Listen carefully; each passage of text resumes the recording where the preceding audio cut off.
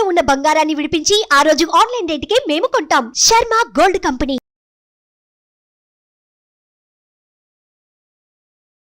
నమస్తే, welcome to Suman TV. నేను మీ యామ్ని. ప్రస్తుతం మనతో ఉన్నారు జ్యోతిష వాస్తు శాస్త్రంలో మొట్టమొదటిసారిగా పట్టా తీసుకున్న తొలి తెలుగు మహిళా పంచాంగకర్త, మహా ఉపాధ్యాయులు డాక్టర్ ఈడ్పుగంటి పద్మజారాణి గారు ఉన్నారు.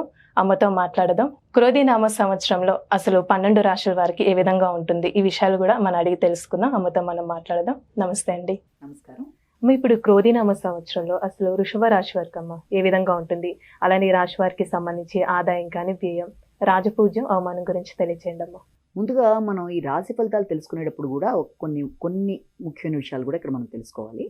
మొట్టమొదటిగా ఏంటంటే, ఈ రాశి ఫలితాలు అనేటప్పుడు గ్రహ సంచారం ఎలా ఉంది, ఎందుకంటే ఇది గోచార ఫలితాలు ఇవి కాబట్టి గ్రహ సంచారం ఎలా ఉందన్నది ప్రతి రాశి మనం తెలుసుకుంటాం. రెండోది వచ్చేటప్పటికి ప్రతి వ్యక్తికి జన్మ జాతకం అని ఒకటి ఉంటుంది. అంటే పుట్టినప్పుడు జాతకం వేయిస్తారు. దాన్ని బట్టి వాళ్ళకి ఏ దశలు నడుస్తున్నాయి, అంతర్దశలు నడుస్తున్నాయి, అది ప్రధానంగా సాగుతూ ఉంటుంది. చాలామంది వేసుకునే ఉంటారు. కాబట్టి దాన్ని బట్టి ఏదన్నా అంటే నడిచే దశలు ఏంటి, అంతర్దశలు ఏంటి అన్నవి చూసుకుంటూ పెడతారు. అది మాత్రమే కాకుండా ఈ గోచారాన్ని సంవత్సరం కలిపి చూసుకోవాలి. కానీ కేవలం గోచార ఫలితాలు బట్టే, నామ నక్షత్రాలు బట్టి కానీ, అంటే గోచార ఫలితాలు ఎలా చూసుకుంటారు, చాలామంది వాళ్ళ నక్షత్రం తెలుసో లేకపోతే నామ నక్షత్రం ప్రకారమో రాశి ఫలితాలు తెలుసుకుందాం అని అనుకుంటారు. ఆ తెలుసుకునే ముందు వాళ్ళ అసలైన జాతకాన్ని కూడా కలిపి చూసుకున్నప్పుడు ఫలితాలు బాగుంటాయి. ఎందుకంటే ఇది కామన్గా చెప్పేది కదా. అలా కాకుండా కేవలం ఈ గోచార రీత్యా ఫలితాలను మాత్రమే చూసుకొని ప్రధానమైన నడిచే దశ అంతర్దశలని చూసుకోకపోతే కరెక్ట్ కాదు. ఎందుకంటే అది చూసుకున్నప్పుడు ఆ నడిచే దశలు అంతర్దశలు బాగుండి అన్ని రకాలుగా బాగున్నప్పుడు ఇందులో ఏదైనా చిన్నపాటి అశుభ ఫలాలు ఉన్నప్పటికీ కూడా దీన్ని ఓవర్కమ్ చేసేయచ్చు. చిన్న పరిహారాలు చెప్తాం కాబట్టి. అంతేగాని ప్రధానమైనది చూసుకోకుండా దీంట్లో ఉన్నవి చూసి కంగారు పడి, అంటే అమ్మ మాకు ఏలినాటి శనో లేకపోతే అష్టమ శనో అలా కంగారు పడవలసిన అవసరం లేదు. ఎందుకంటే ఈ గోచార రీత్యా ఫలితాల బట్టి మనం చేసే పరిహారాలు శ్లోకాల రూపంలోనో ఏదో చిన్నవి చేసుకోగలం. ప్రధానమైన జాతకంలో ఏ రకమైన సమస్య లేనప్పుడు దీని గురించి అంతగా చింతించక్కర్లా, ఏ రాశి వాళ్ళకైనా అన్నది కూడా ప్రధానంగా అందరూ గుర్తుపెట్టుకోవాలి. అంటే ఇదే కాదు, ప్రధానం వాళ్ళ జాతక చక్రాన్ని కూడా కలిపి చూసుకోవాలి. అప్పుడే దాని యొక్క ఫలితాలను మనం అన్వయించుకోవాలి అన్నది కూడా ఒకటి గుర్తుపెట్టుకోవాలి. ఈ రాశి వాళ్ళకి ఈ సంవత్సరం ఆదాయం 2 ఉంటుంది, వ్యయం 8 ఉంటుంది, రాజపూజ్యం 7, అవమానం 3.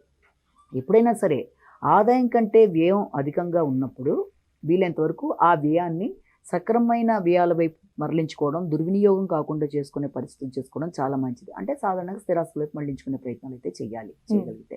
అది కూడా ఏంటంటే గృహాలు కానీ లేకపోతే గృహంతో పాటు స్థలాలు కానీ కొనుక్కోవాలనుకున్నప్పుడు అక్కడ కూడా మనం ఇబ్బంది పడకుండా ఉండడానికి చింతామణి గృహంతస్థ శ్రీమన్నాగర్ నాయక శ్లోకం కానీ, లేకపోతే ఈ యొక్క వరాహధరం ఉద్ధారకాయ త్రివిక్రమాయమ, ఇది స్థలాలు కొనేవాళ్ళు ఇలా చేసుకున్నట్లయితే తప్పనిసరిగా ఆర్థికంగా అనవసర వ్యయాలు కాకుండా మంచిగా మనకి అన్ని విధాలా బాగున్న ఒక స్థలాన్నో గృహాన్నో కొనుక్కోవడానికి ఆస్కారం ఉంటుంది.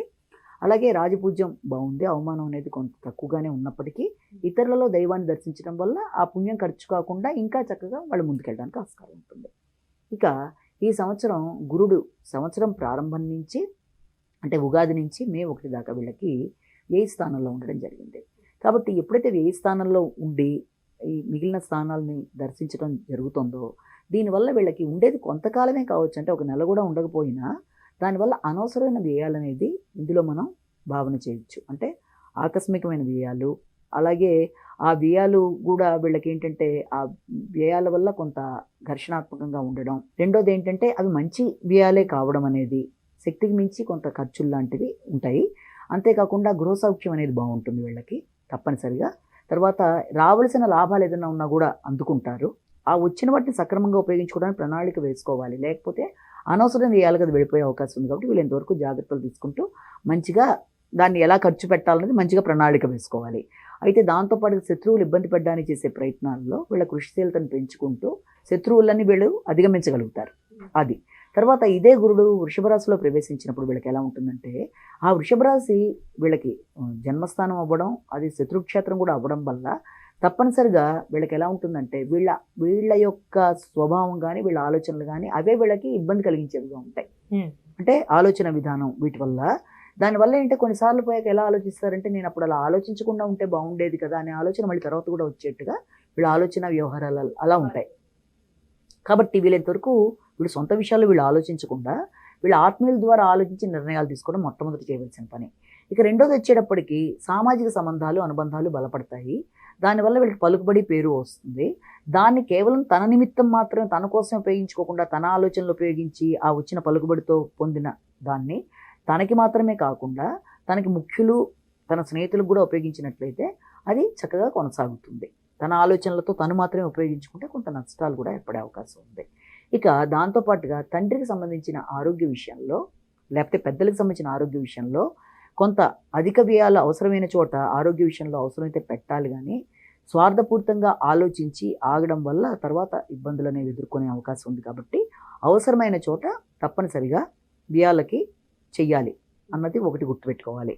ఇక దాంతోపాటుగా శని భగవానుడు ఎప్పుడైతే రాజ్యస్థానంలోనే ఉండడం జరిగిందో, అది స్వక్షేత్రం కూడా అయిందో, సంవత్సరం అంతా ఉండడం జరుగుతుందో, దానివల్ల వృత్తి స్థానంలో వీళ్ళకి కొంత శ్రమ బాధ్యతలు అధికంగా ఉంటాయి. అంటే యోగకారకుడు అక్కడ ఉండడం బట్టి వీళ్ళకి నష్టశాతం అయితే నష్టశాతం కన్నా కొంత మంచి ఫలితాలే వచ్చే అవకాశం ఉంది. అంటే శ్రమ మీద మంచి ఫలితాలను వీళ్ళు పొందుతారు. అయినప్పటికీ వీళ్ళకి ఇతరులు వీళ్ళని మోసం చేయకుండా జాగ్రత్త పడాలి. అంటే ఏదైనా స్థలాలు కొనేటప్పుడు లేకపోతే ఒక పని చేసేటప్పుడు ఆకస్మికమైన వ్యయాల్లోనూ ఇతరుల మోసాలకు గురి కాకుండా జాగ్రత్తలు అయితే ఖచ్చితంగా తీసుకోవాలి. రెండోది ఏంటంటే గృహ వాహన విషయాల్లో కొంత సౌలభ్యంగా ఉండేట్టుగా చూసుకోవాలి. అక్కడ కొంత ఘర్షణాత్మకంగానే ఉంటుంది కాబట్టి ఆ విషయంలో జాగ్రత్తలు తీసుకోవాలి.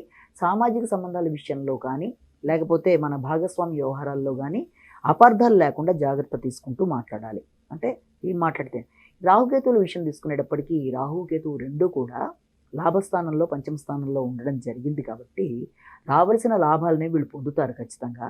కానీ ఆ పొందిన లాభాలని ప్రణాళికాబద్ధంగా ఉపయోగించుకోకపోతే దుర్వినియోగం అయిపోయే అవకాశం ఉంది. కాబట్టి ఆశకి లోబడి ఎక్కువ పెట్టుబడులు ఇంకెక్కడన్నా పెడదాము అనుకునే ముందు ఆలోచించి ఆత్మీయుల సలహాలు తీసుకుని ముందుకెళ్ళవలసిన అవసరం అయితే ఖచ్చితంగా ఉంది. అలాగే కేతువు వల్ల వీళ్ళకి అన్ని వైరాగ్య భావనలు, భౌతిక అంశాల మీద వీళ్ళకి కొంత ఘర్షణాత్మకమైన ధోరణి, అలాగే ఇలాంటివన్నీ ఉంటాయి. కాబట్టి వీలైనంత వరకు ఉపాసన బలాన్ని పెంచుకోవాలి. దానికి సంబంధించి యోగా, మెడిటేషన్ లాంటివి చేసుకోవడం అనేది. తర్వాత మంచిగా ఆలోచన అనేది రాకుండా ఏదో ఘర్షణాత్మకంగా ఉంటుంది. అంటే సంతానానికి సంబంధించిన విషయాలు, జ్ఞాపక శక్తికి సంబంధించిన విషయాలు, లేకపోతే ఇష్టమైన వ్యక్తుల మధ్య ఘర్షణాత్మకమైన ధోరణి, ఇలాంటి వాటిన్నిటికీ ఆస్కారం ఉంది. కాబట్టి కొన్నిసార్లు ఆలోచనల్లో కూడా ఇబ్బందులు అనేవి ఎదుర్కొంటారు. కాబట్టి అంటే అవసరానికి సమయస్ఫూర్తితో పాటుగా జ్ఞాపకం కరెక్ట్గా రాకుండా అక్కడ అన్ని ఆగుతుంది. కాబట్టి ఇవన్నీ జాగ్రత్తలు తీసుకుంటూ వీలైనంత వరకు వాళ్ళు ముందుకు వెళ్ళవలసిన బాధ్యత అయితే ఖచ్చితంగా వీళ్ళ దాంట్లో కనబడుతుంది. అయితే ఈ రాహుకేతువుల వల్ల మాత్రమే కాకుండా వీళ్ళకి సంబంధించి ప్రత్యేకమైన ఫలితాలను కూడా మనం గమనించుకోవాలి. అంటే పరిహారాలు.